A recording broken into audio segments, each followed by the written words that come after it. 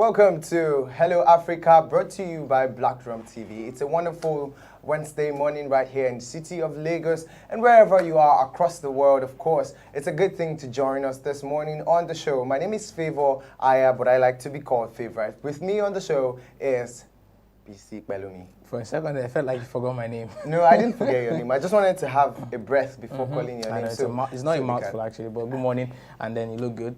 Nice outfit. Oh, you look good as well. Don't do that. Well, good to have you on the show with us this morning. You remember, you can join us via the link in the description and be a part of our conversation. Of course, we also have very amazing topic to discuss with you today. Great topic and BB Nigeria / entertainment news. We also have sport news and we have the word facts, the most interesting part of the show. So we'll just move right to our top stories.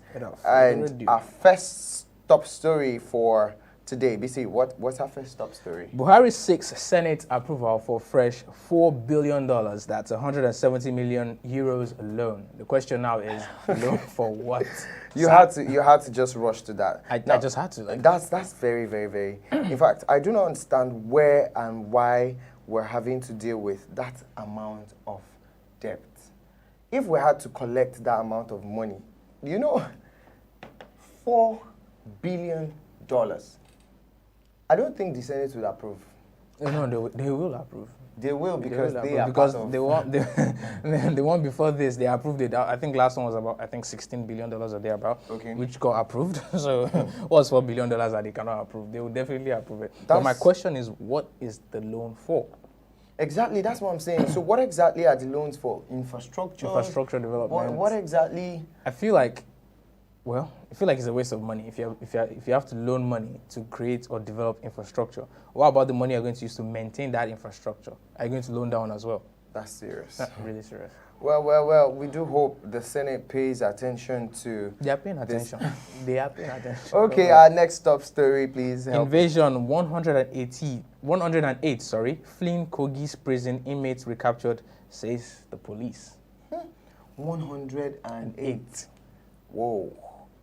I think, well, I don't know how ironic this is because they can capture escaped convicts, but they can't capture bandits and kidnappers. They can't. Do you understand? It's like you have to enter the prison first. So how before they can track you? How were they able to trace 108 fleeing inmates and they couldn't? Okay, they can't. They have not. They haven't even made attempts to. No, they are making attempts, but they've not. It's not yet a successful. I don't know how. Please, the people who or the officers who were in charge of bringing back this 108 inmates. Maybe they should join the Bring Back Our Girls. Bring Back Our Girls squad that is going all out there.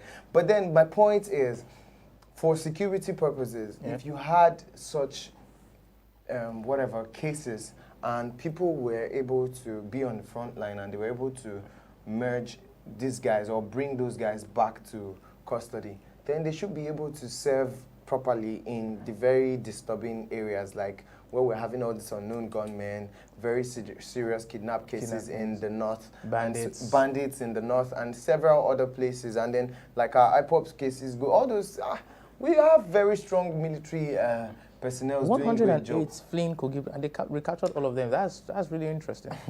But then let me read this. Of course, over 240 inmates were reported to have fled during the melee which followed the riotous situation. So it wasn't just about, I think 240. That's quite a disturbing number. Even if it's not 240, even if it's 100 or even if it's 100, that's a lot of inmates. That's a lot of inmates. And but then, of course, the facility can take 200 persons, but we're told in the news that at the time this happened, the facility had 294 inmates. That's an excess of 94 inmates. That's an excess of 94 inmates. And then, of course, they said out of the 294, just 224 persons were awaiting trial. So it was just 70 people who were actually serving the terms, their jail terms there. The 224 had not even had trials. How did we get to this level? I don't know what exactly does it take. I can't even call it a correctional facility anymore. It's It's just where they just jam It's in a people, deplorable state because the fact that the capacity of the prison is 200 and they have like 294, that's already depleting.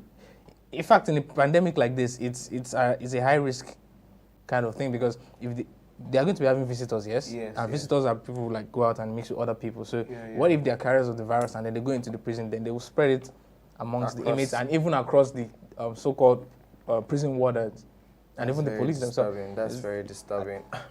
I think they should just hand over the prison maintenance to the private sector. Okay, this one says IPOB sits at home, empty streets in Umuahia. I don't want to talk about this whole IPOB thing You anymore. never really like talking about the IPOB But then, situation. I mean, how many Biafra days do we have in a year? Why is the sit at home just happening over and over? But this time, of course, it was as a result of the one-time killing that happened in 2017. I don't know if you remember. One time, they had a gang of persons guarding Nnamdi Kalu's about apartment. 28?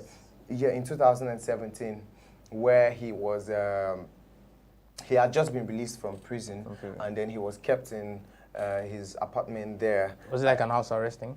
Not really. Yeah, I think it was a house arrest because at the time they still had to, they were still looking at his case at that time. But then, of course, there was a raid on his apartment and 28 people lost their lives September 14th in 2017. Of course, since then, they declared September 14th their Biafra Day.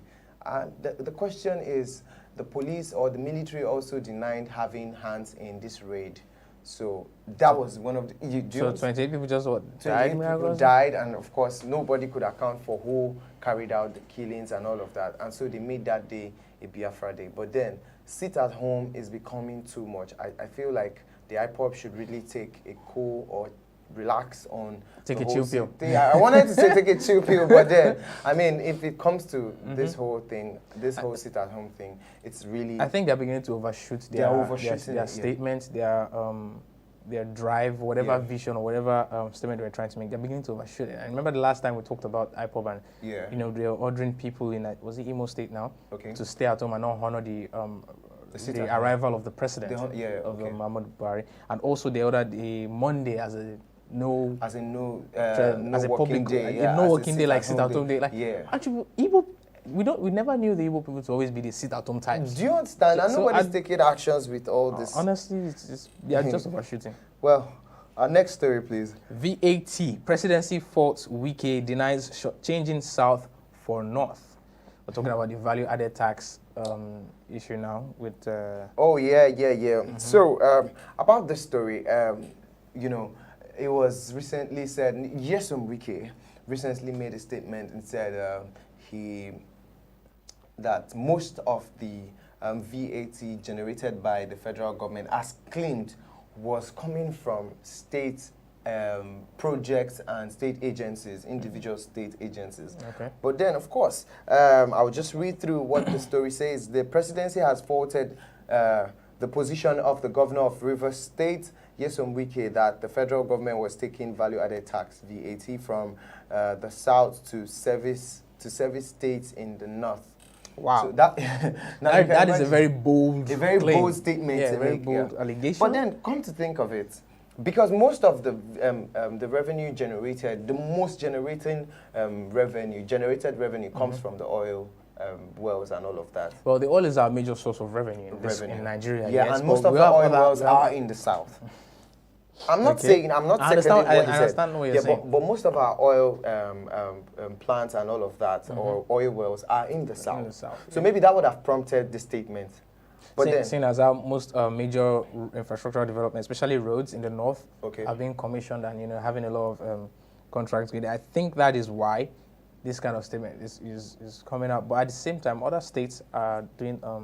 But this is what the president's special aide or public affairs officer had to say on Channels TV. He said the president, he said, according to him, the highest percentage of VAT comes from the port owned by the federal government, irrespective of the fact that they are located in the south part of Nigeria, it doesn't mean that's also a good reply, seeing as how it's the federal government owned ports property. Okay, yes, so if it was state owned ports or private owned ports in that state that was that the VAT that was paying majority of the VAT, then we can question the validity. Okay, but then I have a question. My question is: Are they properly servicing these regions where they have these ports? But that's why we have the NDDC, the Niger Delta Development Commission, here to ensure that revenue or income generated from oil wells or from oil companies around the south goes into, as a certain percentage goes in. And if you remember one of the stories we covered where they rejected Buhari's offer to collect, I think, 3% equity of revenue. Exactly. They rejected that, and 3% is too small. Seeing as how we know how much is exactly 5%. So I think the NDDC would see it fit to know how best to service. Well, let's just hope these ports are bringing as much income as the oil wells are doing as well. Most of the ports, there are also seaports, there are also ports here in Lagos where I think they are, except they are not generating as much as the seaports and other ports there. Lagos generates a lot of revenue. Exactly. So, well, let's moving on. What's our next story, please? All right, 3 killed as flood hits estate in Abujaàà. Oh wow! Sadly, that's a very when I saw this headline, I was the first question I asked is, Abujaàà is the FCT is landlocked, the city is. I mean, the topography is quite good, and the layout is nice. Yeah, they have good roads, and I've never had or heard of anything until this news popped, and then we're told that the same flood situation struck this very estate, Trademore Estate, last year, and one person lost his or her life probably. But then this year, 3 persons lost their lives, and then of course, the view isn't really very good, very disturbing, as the flood had to destroy properties, cars, and all of that, and they took 3 lives. So the spokesman from Channels TV was also speaking to them, and they said people in the area or occupants of this particular region said there are more fatalities. That the reports of just these 3 persons are the ones they've confirmed, but they are very sure that there are other fatalities and all of that. I hope they're able to confirm if there are survivors. Yeah, possibly. We do hope there are survivors. I would hope there are survivors. Yeah. All right, so our next top story: lawyer hails UAE for exposing Nigerians sponsoring terrorism. So a very renowned legal practitioner in the person of Mr. Kunle Edun, who is the National Welfare Secretary of the Nigerian Bar Association, has hailed the United Arab Emirates for publishing 6 names and other organizations that have involved in the global sponsor of terrorism. Now, my question is, well, not like I'm questioning United Arab Emirates intelligence. I'm not questioning it. But if you're going to mention names, at least make those names public. I so understand the smart play of not making those names public by just, saying that they mentioned names. Since they haven't confirmed. No, I think they've confirmed. They just, I mean, for them to publish it and for, what's his name?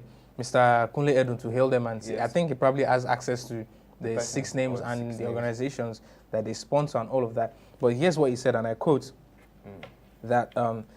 sorry, let me take this, that is the message the UAE is sending to Nigeria, but whether the federal government will take it to do the needful to protect the people of Nigeria against these terrorists is what I don't know. A country should not have anything to do with sponsors and sympathizers of terrorism.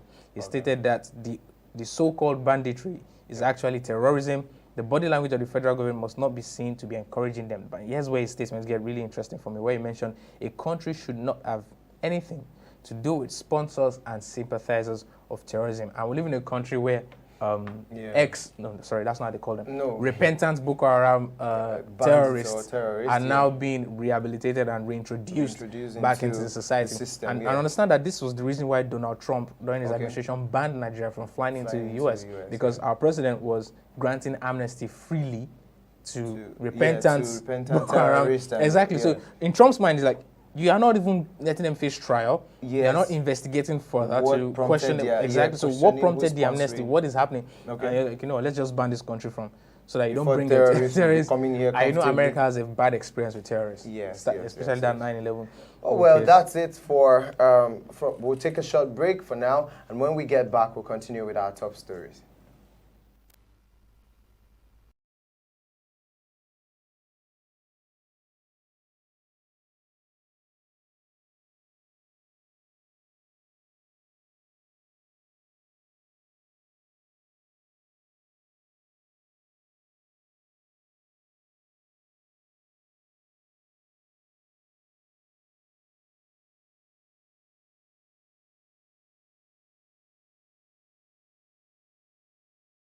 Welcome back. Of course, we're still on our top stories. This is Hello Africa, brought to you by Black Drum TV.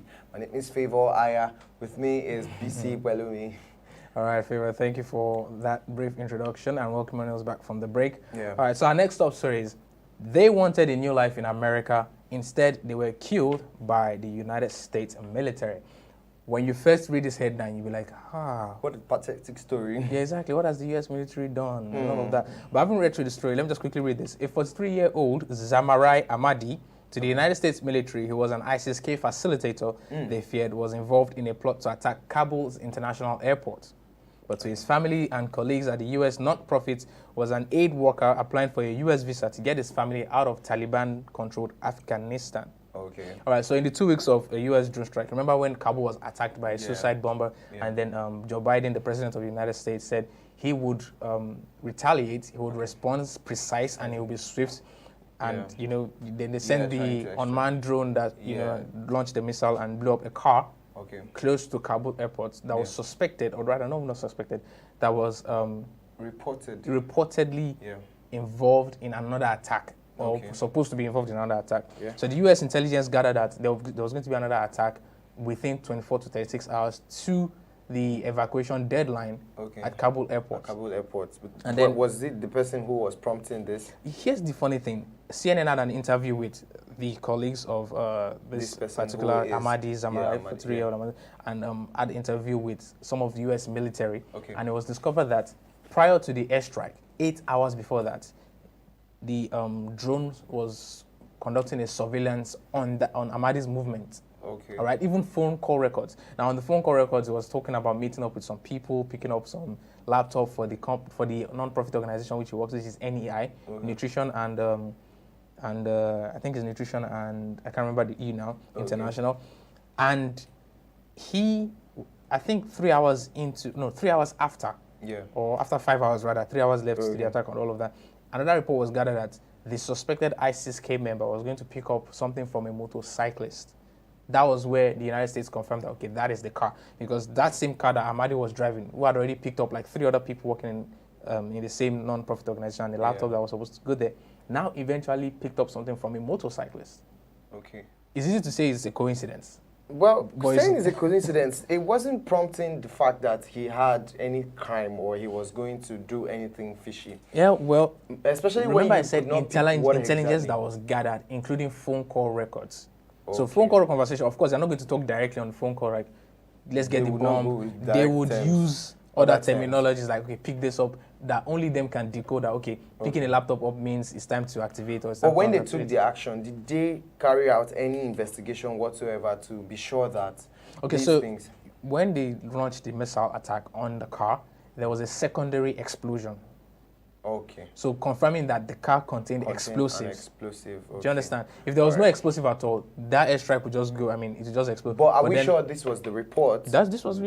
I mean, the facts are like intelligence. Number one, intelligence gathered showed that there was going to be another attack at Kabul airport. That one was confirmed. The second fact is that through phone records, a member of the ISIS-K was scheduled to pick up something from a motorcyclist and then continue or go on to continue the attack, which of course the attack was going to be a suicide bombing attack. US, they are not going to have well, that's it. Okay, moving on to our next story. This one says China rushes to contain Delta outbreak before major holiday season. China is really, they are really paying attention to every COVID cases and dealing with it as fast as possible, which is bringing me to the question. I mean, if they could, their actions are... Remember when the COVID-19 happened last year, the economy took a huge hit. But because of this particular holiday, they haven't resolved and come up with a lot of safety measures. They were able to generate 445 billion yuan. Which rescued their economy by like a lot. Do you understand? So now I can understand why they are doing everything they can to ensure that this particular holiday comes again this year. So that they can generate enough revenue to cover up lapses and losses. To come back to what the society. So, I mean, it explains their effort, but hey, if they can't get it up and running in time, if they can't contain the outbreak of the Delta variant on time, it's going to affect their holiday and also the amount of revenue that they will generate. Oh, well, interesting. Moving on to our next top story. This one says, this NASA astronaut fulfilled a 9/11 victim's dream.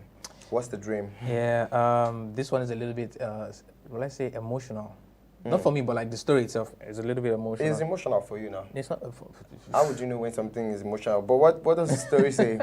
All right, so a veteran NASA astronaut, Chris Cassidy, was going to go to space for the third time. He reached out to National September 11 Memorial Museum in New York City, and he said he wants. Well, he made a statement that the first time you go to space, that's like for you, your own personal experience. You take it in, you're like, wow. But the second time and the third time, you kind of like do it for other people. Okay. You know? So this third time, NASA astronauts are allowed to take mementos and trinkets and all of that into space, but they must be like pocket-friendly size and all of that. So he reached out to the National September 11 Memorial Museum in New York City, inquired from them, and then he called, I think, a particular family. Yeah. So this family is called Chad Keller. That's the person who died when American Airlines Flight 77 crashed into the Pentagon on 9/11. Okay. So that particular deceased victim was an aeronautic engineer who had the dream of going to space. On this date? Not on this date, but like he just had a dream of going to space. Okay. He wanted to be an astronaut, but I think he had problems with his eyesight, so he had to settle for aeronautic engineering and all of that. So Cassidy went along, bonded with the family of the Kellers, and then posthumously made Charles' dream of going to space. He was taking his, some pictures of him and his wife, his ashes, and then some other things. He took it to space. He shared some beautiful pictures. Very emotional, I think it's good. Okay, our next story says Delta might be peaking, but we're in a 21st century Cold War. Well, there's no much story to this. We all know about the Delta variant. Yeah. And after 2 months of dramatically rising cases, the rolling 7-day average of new daily cases in the U.S. is now starting to trend down. Yeah, of course. It's starting to go down. I figured that it was long overdue. It was long overdue, but it's not really... from 165,000 at the end of August to less than 125,000 now. It's still in its hundreds of thousands, but at least it's not as high as it was back then. But then here's the bad news. The COVID-19 related deaths known to lag several weeks after cases have not yet decreased. It's just the cases that has decreased. The deaths have not yet decreased. Okay. But hopefully, with America's can-do spirit, they should be able to resolve this anytime soon. Okay, we're taking another break, and when we get back from the short break, we'll move to our entertainment and BB Niger update.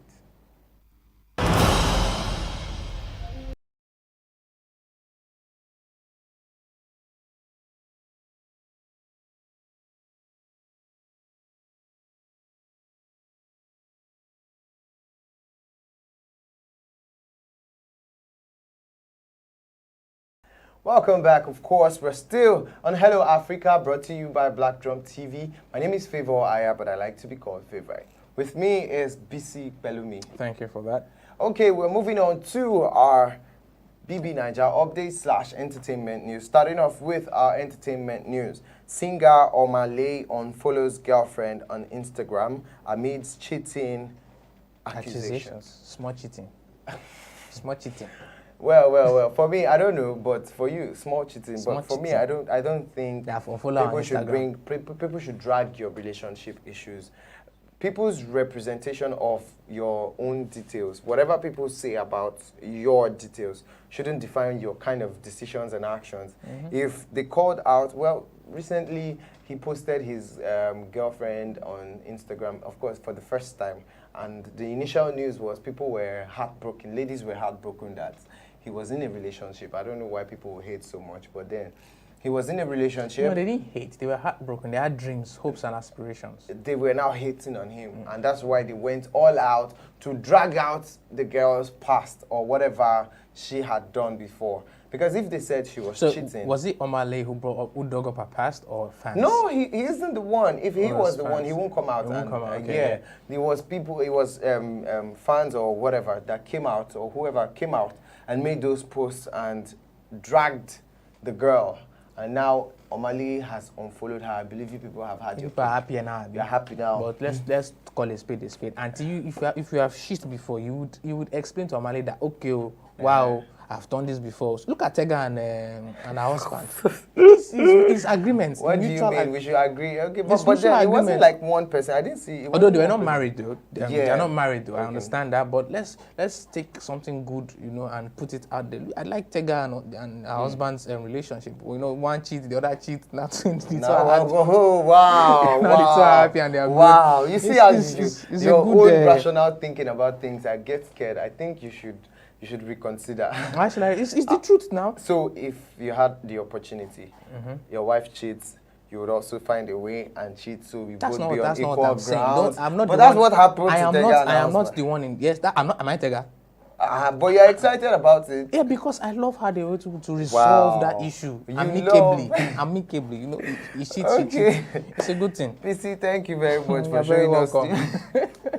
Okay, this one says Adi Awofisayo becomes head of music, Sub-Saharan Africa at YouTube and YouTube Music. Wow, beautiful. Big congratulations to you. Kudos. Big congratulations to you. And this one says Thames scores second Hot 100 placement with Drake's Fountain. Oh, wow. Thames. Thames, you're just breaking grounds and taking big moves. She's now number 40. She's now top 40 out of the 100 hot placements. Big ones, so big ones. Thames. Cheers. Thames, are you married? Is she engaged? Let's focus. Focus on what we're doing. I'm just asking. Focus. Just asking. Rihanna and ASAP Rocky turn heads at Met Gala with high-fashion Balenciaga couture outfits. I think their relationship is really standing on the same page with Kanye West and his Kim, because I don't know, okay, not standing on the same level, but they like to come in elements. You see Kanye and Kim. Already we know Kanye is extra. He's always extra. He's extra. But this is Kim extra. too is a little bit extra. Yeah. When two extra people meet. Two extra is extras. It's extras. Now look at this here. I'm even look at ASAP. I don't know. ASAP looks like someone who is treating common cold. Do you understand? The outfit looks and he like has to rap in his he looks like he's the one rapping. It's like he's rapping himself. Is he just wearing just undies and then he's rapping? I feel like this is a duvet. Wrapping a duvet or a blanket over himself. This is just a duvet. But then this whole his mom just woke him up to go to school and he doesn't want to go to school. Do you get? And he's having that sleepy face and it's still like it's cold. Yeah, you are not serious. But then look at this. But Rihanna in black. Oh well, big congrats to them. You both look good. All that is left for me is to have money. Still talking about outfits. It's not just them that they are not the only ones bringing drama to us. See our Oga now. Look at our Oga. Bangali and D'banj and his wife Linio. Make rare appearance at Mo Abude's birthday party. Stir reactions with Asian outfits. It's not just Asian outfits. It's Master Lee. Full-time Master Lee. Sensei. Give you. Look at. It's like someone look at D'banj now. I think that he can go toe to toe with Jet Li. You understand? Like 3 rounds. But then look at this. It's although if you look at it, it will sprinkle a little bit of Nollywood effect. It looks like an occultic leader that want to sacrifice somebody for ritual. Look at you now, BC. Where are you even going to? Okay, moving on to our BB Naija updates. Angel explains bizarre head of house games performance. Yeah, I think the last head of house challenge didn't go down well with her. Possibly, but I think that's White Mommy won that and became the head of house. Kudos, happy for White Mommy. I hope. Angel no verse, just try again next time. Next week, be good. If you're not evicted this week anyway. You've made me so proud. You kept your integrity. Jackie B's mom praises in emotional moment they met following her eviction. How sweet. You have done well. As far as you can go, that's where you've reached, and you have lost the battle at this point. You can go home and rest. Well, the mom has welcomed you. You would eat good food. You are now home. Congrats to you. This one says, Perez feels Saga's feeling for Nini might be fake. It concern you? How is that your concern? That's exactly what I was going to say. After all, we have questions for Maria don't come out house. Leave love birds alone. Go and find your own in front. But then, of course, Saga self to the talk. Saga is like a talkative, They talk. And the man who is always in the light. After White Money, I feel like this is the next person who has this very... Okay, he's like Big Brother's brother. Yeah. The fans keep saying the closest person to Big Brother in this year's Big Brother edition is Cross. The way he reacts to Big Brother and they have their conversations. In the diary session. The diary sessions, exactly. Cross devastated as he his veto power puts him up for eviction The second the time. second time. No vex. The girl think twice. Nini had no choice. She just thought about it. She was Yeah. like, she saves herself and she nominates Cross. And he's a strong guy, so I don't think he'll be going home No, I don't this think Sunday. so. I don't think so. But he felt it, yeah, because of the way he was reacting. Okay, this one says, I'll beg Biggie to bring J. Paul back. Who are you? From where? From the dead? Cross console stars K. Hey. Cross, I suspect you. I was suspecting your move. That's a very Well, suspicious. I J. think Paul, that- sorry. Before you left, you gave flowers to Sasuke. I think they had one kiss like that. That was nice. Okay, BC. What is it with you?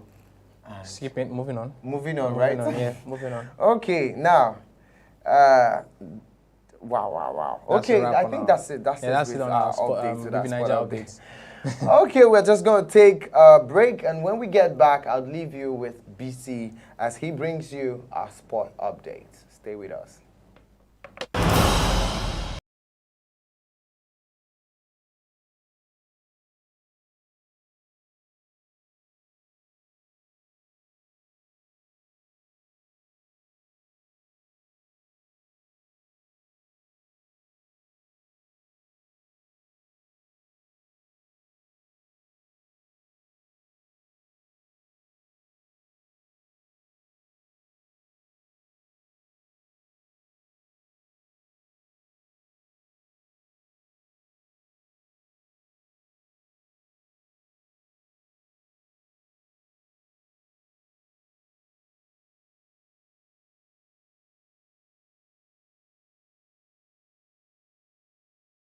Welcome back to Hello Africa. It's our sports update segment, and of course, I'll be giving you updates on our sports. Thank you for staying with us, and you can join us in the link in the description so that you can, drop your opinions and your analysis on our topic for today.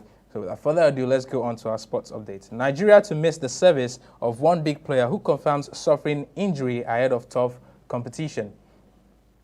21-year-old Rashidat Ajibade, who is a Nigerian female footballer currently playing for Atletico Madrid in Spain, has expressed sadness with the fact that she won't be able to make the national team. She confirmed that she has suffered a minor knock, which won't make her available for selection in the Super Falcons of Nigeria for the coming tournament. Super Falcons of Nigeria preparing for the maiden edition of the Buhari Invitational Tournament, which will be played in Lagos.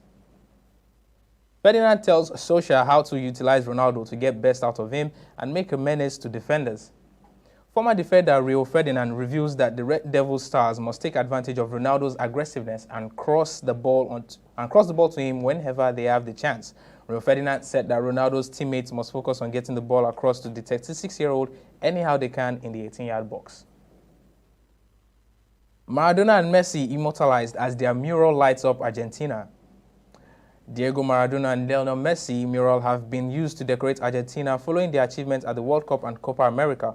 The late Maradona's painting of the 1986 World Cup was placed side by side with Messi's 2021 Copa America triumph. The Argentine number 10s won their respective national team titles, exhibiting individual brilliance as captains. Former Manchester United star who now plays for Italian Giants to miss crucial Champions League tie against Liverpool.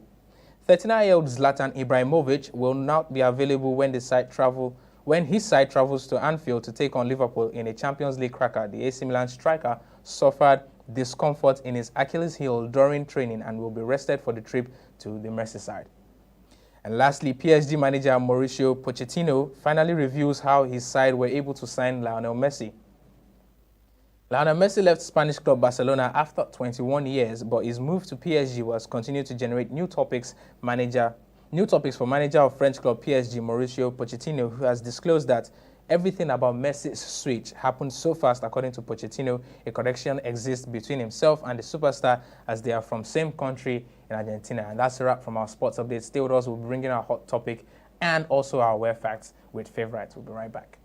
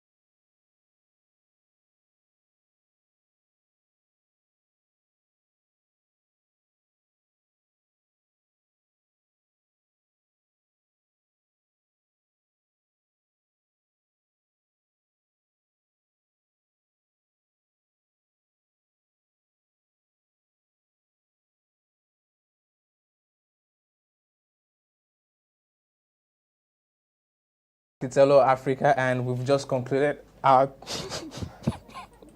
we just concluded our top story. This is why I'm even laughing now as our topic, because we just concluded our top story. But the reason why I'm even laughing is for our topic, which is Nigeria's debt status. And seeing as how we're not supposed to talk about our debts, honestly. we should talk about our debts. No, we're not. There's a reason why we should talk about our debts. Seeing as how our president, His Excellency. Is that the reason you came late this morning? No. Our president, His Excellency Buhari, has just, written that he needs to seek Senate approval for another $4 billion loan. And the first question he asked me is, what happened to these debts that we already have? But then, of course, aside all the laughter, I was just going to read out our debts, and we need to understand the numbers are staggering. Now, if we have these numbers, and honestly, if we cannot, we are not offsetting. And then the value of our Naira. Our Naira is dropping. Aside the Naira dropping, the value of what our international it's a foreign reserve. Foreign reserve is not even half of what we were owing. I don't know. So when we collect more, are we trying to match back figure, or are we trying to go negative figure on what we're already owing? Honestly, because right now I don't. The numbers are just they are very strange. They're not encouraging. They're not matching up. But then, of course, like I said, I'm just going to read through briefly on what the figures are and then where we are at currently. So this one, just a brief information as regards our debt. Please, BC, when you hear these numbers, put yourself together, comport yourself. Yeah, I will do that. Okay, so the Debt Management Office has released Nigeria's public debt stock. As at March 2021, March 31st, the total public debt stock, which comprises of the debt stock of course, the federal government. Yeah, of course, the federal government, the 36 states, and of course the FCT, Federal Capital Territory, stood at 33.107 trillion naira. Maybe you are not. Let me, in US dollars, we're talking about 87.239 billion US dollars. The debt stock also includes promissory notes in the sum of 940 billion naira issued to settle the inherited arrears of the federal government to state governments, oil marketing companies, exporters, and local contractors, compared to the total public debt stock of 32.916 trillion naira. We're not even the numbers. We're not doing billions. This is even at December 2020. It was just 32, and in March it has risen to. That's an addition of 1 trillion between December last year to March this year. Exactly. The increased debt stock was marginal at 0.58% increase. Did you see what was funny in the facts that you read is that the debt stock also, includes promissory notes. Yeah. But then these promissory notes were issued to settle inherited arrears. Arrears, yeah. So debts that the previous government, from the previous government, to state governments, to all marketing companies to carry their activity, to exporters and local contractors and all of that. Now, further analysis of the public debt stock shows that the increase was in the domestic debt stock, which grew by 2.11%. Okay. From 20.21 trillion naira in December 2020 to 20.637 trillion as at March 31st, 2021. Wow. The federal government share of the domestic debt includes federal government bonds, sukuk. I'm sure you must have seen that sukuk everywhere. If you're traveling between states, for example, let me use Lagos. We're in Lagos. If you're going from mainland to the island, once you are off the third mainland bridge, and you go through TBS, climbing that bridge, and then you're going towards the Legushi side. Of course. You see that after an Eco Atlantic City, you see that sukuk signboard. Yeah. It's right there on the road. I used to wonder, what's the meaning of this sukuk? I finally realized that we are owing these people money. That's why they put it so that we can know. so that we can know that our base is still there. All right, so green bonds used in finance to finance infrastructure and other capital projects, well as at 940 billion naira. So now the question is, what does this mean to the average Nigerian? Exactly. And what are the effects these debts has on our present economy and the foreseeable economic future, assuming that we can't service these debts? Of course, you can join us via the link in the description, drop your comments, and also you can send in your comments via our WhatsApp channel, and we'll read them out. I think I have like 2 comments that I want to read out, but before that, let me just say this. What do you think is happening? Well, because keep in mind, these debts, we're using it to, what's it called, to finance or fund infrastructural development. Yeah. Now, for me, I feel like it's the federal government providing those infrastructures to build the society, or these infrastructures are adding value to the society? Because if eventually they are making societal infrastructural development and it's not adding up to the societal development, then we're not getting as much revenue as possible, matching up to the debt. Why exactly are we getting them? If it's not meeting up the payments of debts, we're not getting as much revenue as possible after the infrastructural development, then why put in so much money for this development? Talking about the seaport, for example, because we had the news on the seaports today. Now, these seaports are federal government owned. Are there proper management in those areas, managing this society at these very regions? If you get to the seaports, do you get 100% service? Are businesses flowing accordingly? Are they having other seaports? Are they building other seaports? What is the infrastructural development these people are creating? If the federal government isn't giving us proper infrastructural development, how much revenue are we getting from the already made infrastructure matching up to service of those debts? When you collect a loan, of course, if I own a business and I'm taking up a loan from this business, I understand that within a time frame of 6 months or thereabout, I should have been able to make as much as 50% off the debt so that I can offset that debt. Or at least enough to pay the interest. Accrues yeah, exactly. So that's why they have collaterals and all those things. Now, if the federal government says we're taking $4 billion from the from banks World Bank or loan, if we're taking this loan and we're coming back to pay in 2 years, has the revenue been generated enough to pay half the debt? Well, that's where the problem is. That's why we have backlogged debts coming on that are inheriting so for me, I feel like the debts are just going higher, and the infrastructures that we are creating are not matching up. If you know, is it the federal government or the people handling the projects, or that businesses are not flowing? Let me just read what Daniel sent in on WhatsApp. He said this may be a bad decision, but it's not something the government shouldn't be doing or shouldn't be able to do. A government should be able to access loans at some point. It doesn't matter what our debt was. We shouldn't be borrowing money. A northern governor borrowed money to build boreholes in the north. It's a waste of money. Boreholes don't make money. So where will the money come from to maintain them? Will we borrow again? Yes. So I told him that's an excellent question. Is there any plan that doesn't have a view to financial solvency is a nonsense plan? That's what Daniel said. That's what I just said. But then there's a necessity for that particular service. But that particular service is not generating any form of revenue. So how would you maintain that service? Now, the question is, how would you repay that debt for that service? That's why there's tax payments. For example, if I was building a borehole in a particular region. Now that's a very tricky statement you're saying. Are you saying the government should increase tax? No, hold on. For example, if there's a tax on it, the point is the government actualizing the tax payment from every sector? Because if I provide boreholes here, it means some places when these things are provided, they sell the water.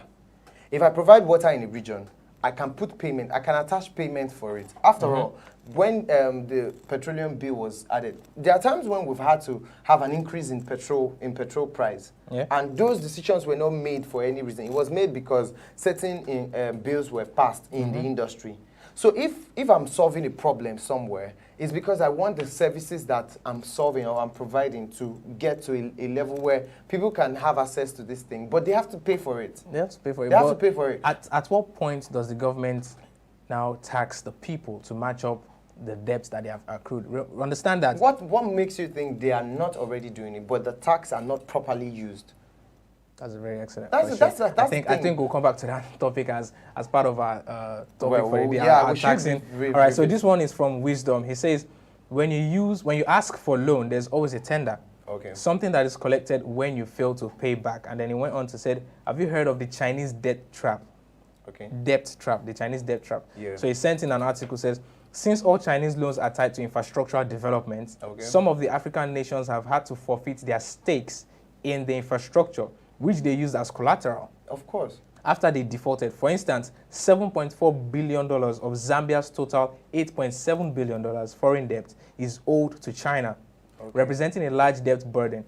Given the relatively small size of Zambia's economy, it was reported in late 2018 that the Zambian government was in talks with China that might result in the total surrender of the state's electricity company, Zisco, as a form of debt repayment, since the country had defaulted in the plethora of Chinese loans for Zambia's infrastructure projects. So imagine, Nigeria borrows money from China to build a train station. If we can't pay, the station becomes Chinese run. Now, do we actually build those train stations if we collect funds for them? That's what we're saying. So if the federal government is billing people or taking these funds from people or from other countries, are we matching up those infrastructures? Are we matching up those businesses? Are we creating better opportunities when we take this loan? For example, now, our first stop story today said Buhari was seeking Senate approval for another $4 billion. $4 billion loan. I think one of our episodes together, we covered another additional loan where we talked about and said again, like, what was it for? Now, if we were to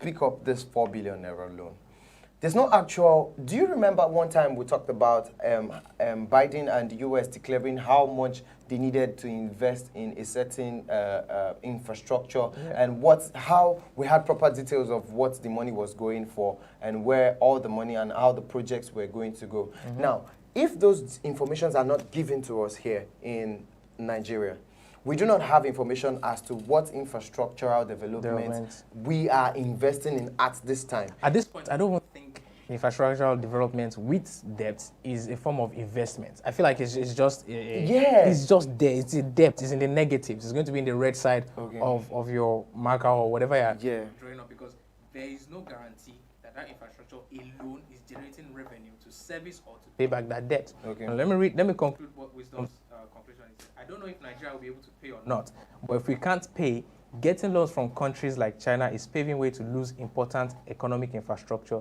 to them. Well, if we're going to lose our electricity to them, I would be okay. Maybe our electrical services would develop. But then that means they will control and regulate the prices of our electrical tariffs. Yes, of course. And then at this point, we're all having to pay for it, because at some point, if you look at the U.S., they live based on their tax payments and all of that. That's because the U.S. has facilities and systems in place to adequately and properly account for taxes collected. Now, thank you. There's a system for collection. What does it take? There's a system for accounting for it. Now, what does it take to have that kind of system? Is it a big deal to have an actual system for tax collection and tax monitoring? Like I said, taxing is going to be another topic. We should discuss that. But then, I mean, if we're going to take loans, I feel we should really be able to meet our payment via our own inputs in the society. I feel if we're taking loans, we should be putting it into diversifying our economy first. And then using the revenue from our economic diversification to then develop infrastructure. But collecting loan to develop infrastructure is sort of shifting priority. A wrong now, this $4 billion, let me give a practical statement now.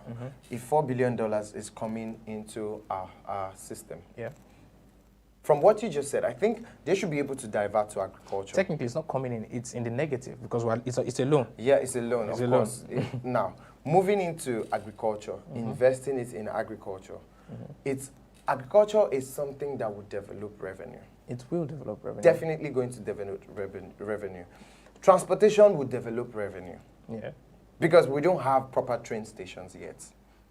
If you invest in something like transportation, you have to invest also in roads and railway. That's what the investment is. Exactly. So when you talk about infrastructural development, there are infrastructures that develop revenue. That's what I'm trying to make you understand. Okay, so you're telling me now that if I build a train track, definitely they'll be using that train track. We have a train track running from Lagos to Ibadan.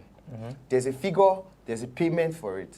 On that payment, there's tax, there's everything, there's value on it for the train company. Service provided. The service provided. So if you had more of those train stations, one, movement is eased.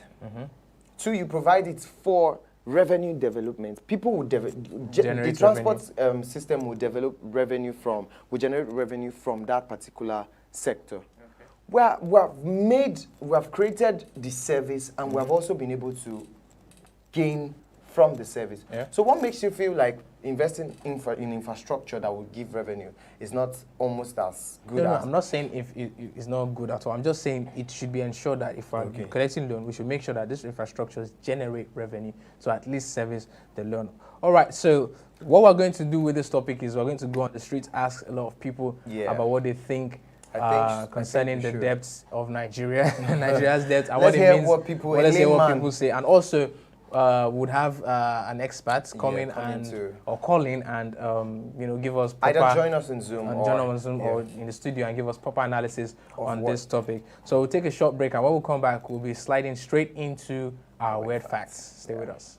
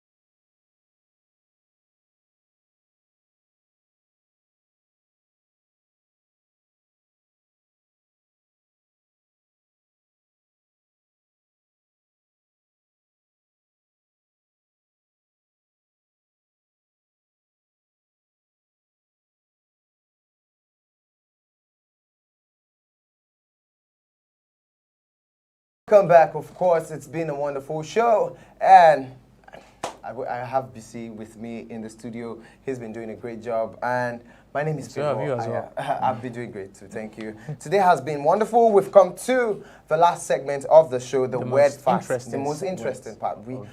I think we should stop saying the most interesting, so people don't wait until it gets to this time before they join the show. So every part of the show is interesting. Every part of the show is interesting. It's just this part is we get to relax, joke around, we teach and then learn. We teach you, we learn too.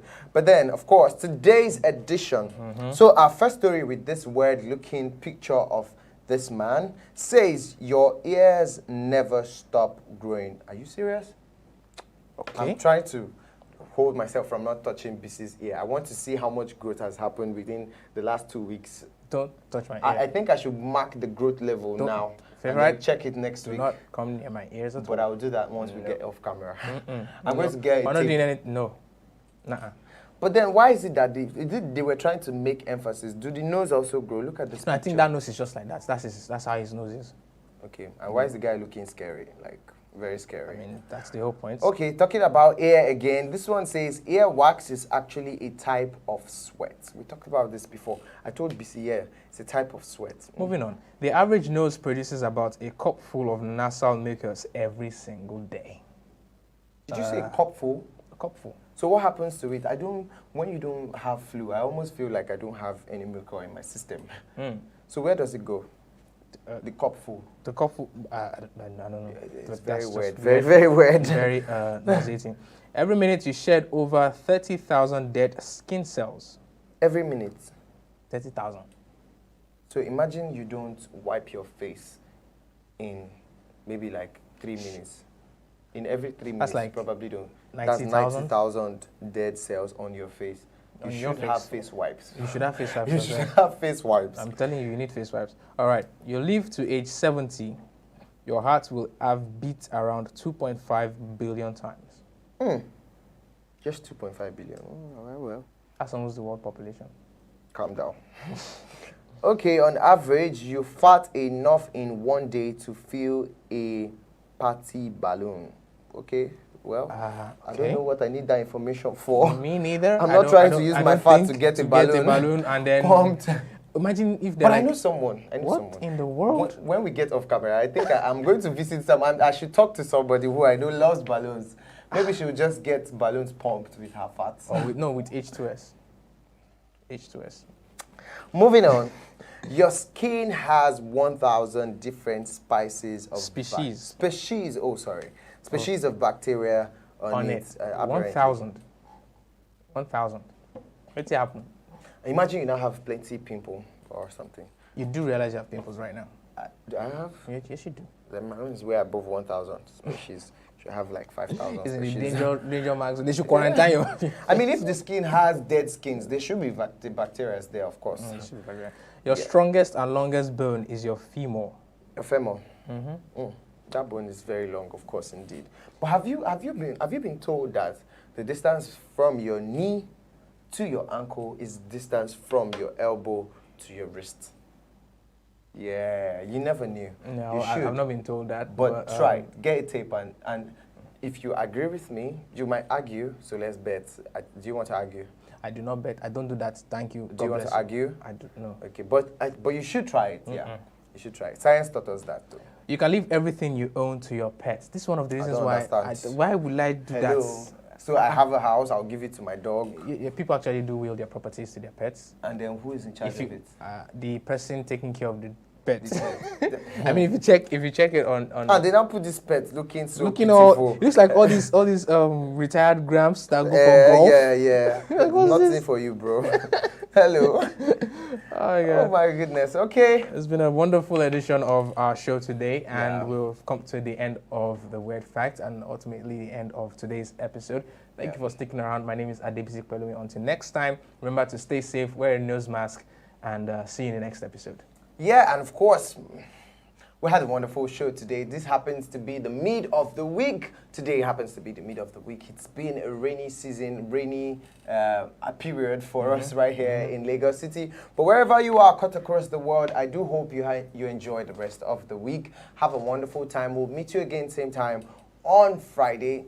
Can I say same time? Same time on Friday. Have a lovely week ahead. My name is Favor. But I like to be called Favorite. Enjoy your day.